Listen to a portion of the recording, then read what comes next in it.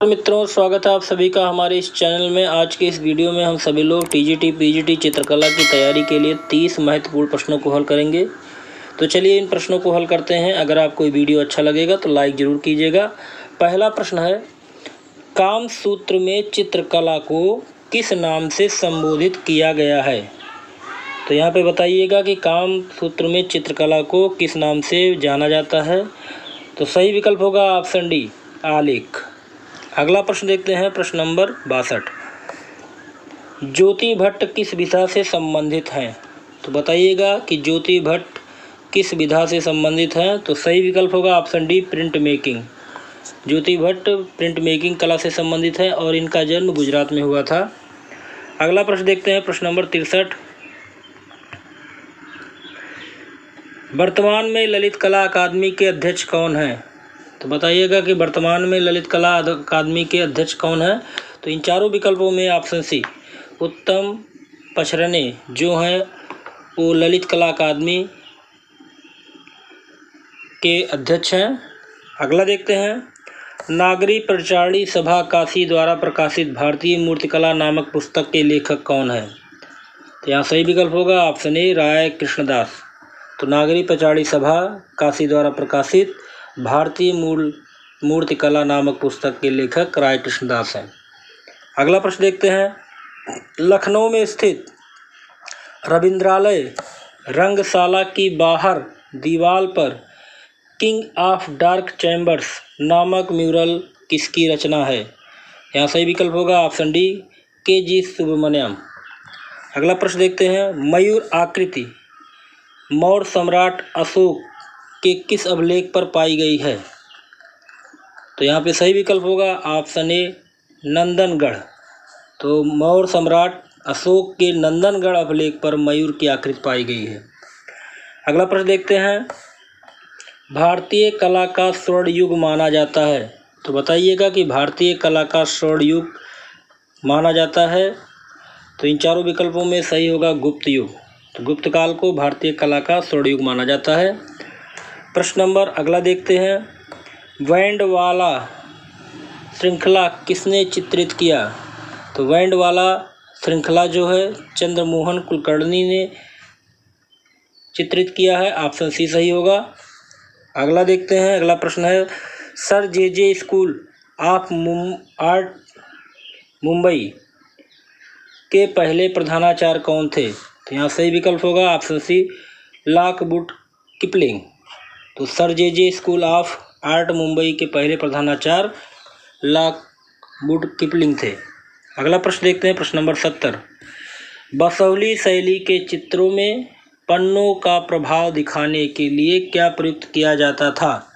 तो यहाँ सही विकल्प होगा ऑप्शन सी, सोन किरवा। तो सोन किरवा का प्रयोग किया जाता था पन्नों पर प्रभाव दिखाने के लिए बसौली शैली में। अगला प्रश्न देखते हैं, अगला प्रश्न है, हार्वेस्टर नामक मूर्ति के मूर्तिकार कौन हैं? तो यहाँ सही विकल्प होगा ऑप्शन बी, राम किंकर बैज। अगला देखते हैं, प्रश्न नंबर 72। एचिंग को भारत में कला अभिव्यक्ति के रूप में परिचित कराने वाले कलाकार के रूप में कौन जाने जाते हैं?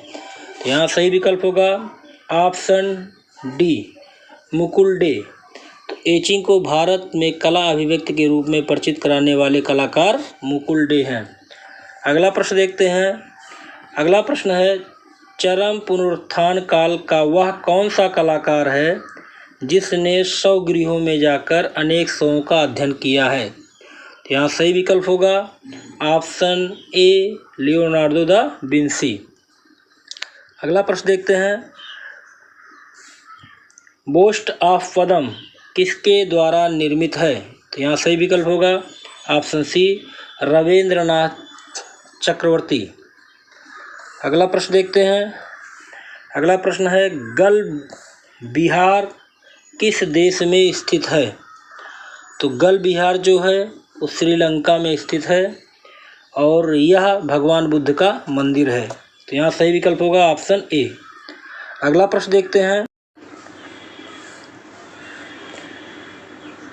सिल्वर पॉइंट चित्रकारी में निम्नलिखित में किसका प्रयोग किया जाता है? तो यहाँ सही विकल्प होगा ऑप्शन डी, नुकीली स्टार्लिंग सिल्वर रॉड का।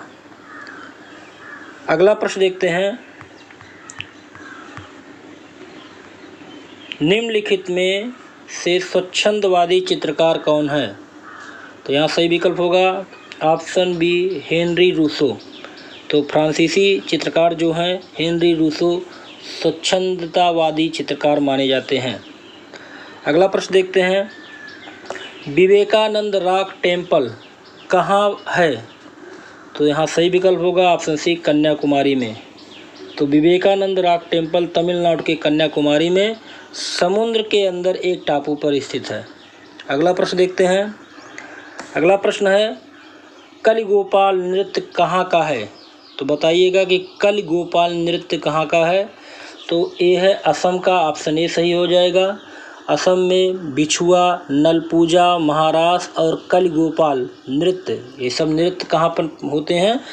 असम में होते हैं। अगला प्रश्न देखते हैं, वर्णमाला के अक्षरों का प्रयोग अपने चित्रों में इनमें से कौन चित्रकार करता था? तो यहाँ सही विकल्प होगा ऑप्शन बी, पिकासो। अगला प्रश्न देखते हैं, अगला प्रश्न है, प्राइमावेरा किसकी रचना है? तो यहाँ सही विकल्प होगा ऑप्शन ए, बेतिचेल्ली की। अगला प्रश्न देखते हैं, प्रश्न नंबर 82, विभाजन में सामंजस्य बनाने के लिए क्या आवश्यक है? तो यहाँ सही विकल्प होगा ऑप्शन डी, उपयुक्त सभी। अनावश्यक तत्वों से बचना, उचित बनावट का उपयोग, रंगों और स्वरों की भिन्नता, ये सभी विभाजन में सामंजस्य बनाने के लिए आवश्यक है। अगला प्रश्न देखते हैं, सैंधो सभ्यता के मिट्टी के बर्तनों पर सामान्यतः किस रंग का प्रयोग हुआ है? तो बताइएगा कि सैंधो सभ्यता से प्राप्त मिट्टी के बर्तनों में कौन सा रंग किया गया है? तो यहाँ सही विकल्प होगा ऑप्शन बी, काला। अगला प्रश्न देखते हैं, अगला प्रश्न है, lady in A green jacket किसकी चित्रित या किसने चित्रित किया?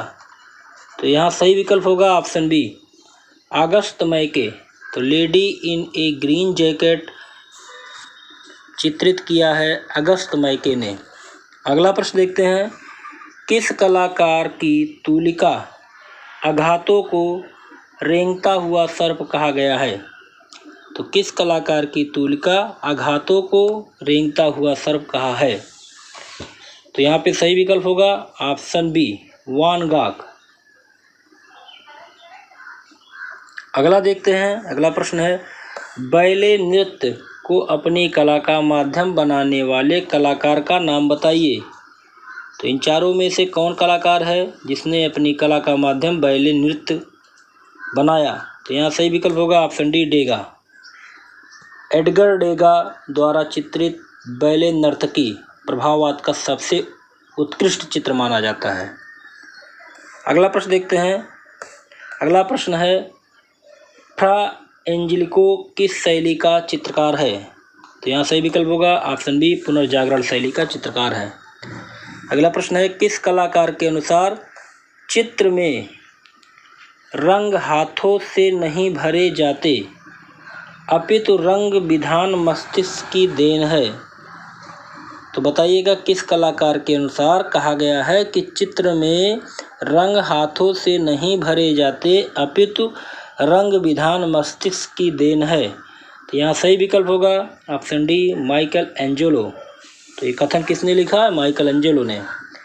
अगला प्रश्न है, प्रशस्ति का क्या अर्थ है?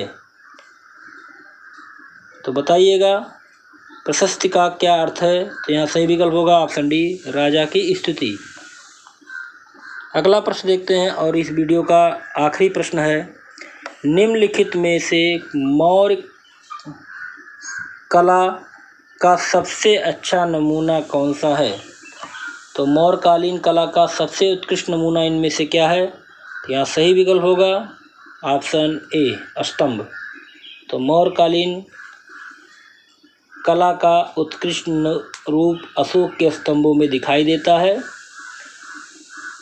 तो यहाँ पे हमारे महत्वपूर्ण प्रश्न आज के ख़त्म होते हैं। आपको ये वीडियो कैसा लगा? अगर अच्छा लगा हो तो लाइक और सब्सक्राइब जरूर कीजिएगा। अगले वीडियो में फिर मिलते हैं, तब तक के लिए जय हिंद।